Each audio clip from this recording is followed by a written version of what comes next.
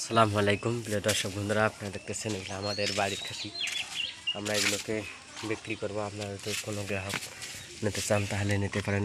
একটা করে খাসি 2 দাঁত করে হয়েছে, দেখতেছেন আপনারা। 2 দাঁত হয়েছে একটা করে খাসি।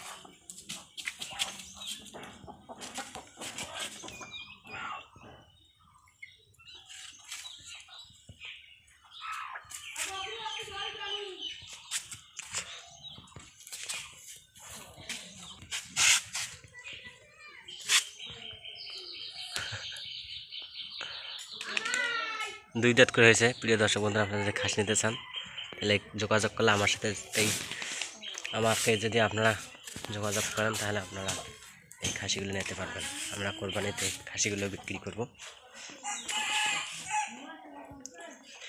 সেই সুন্দর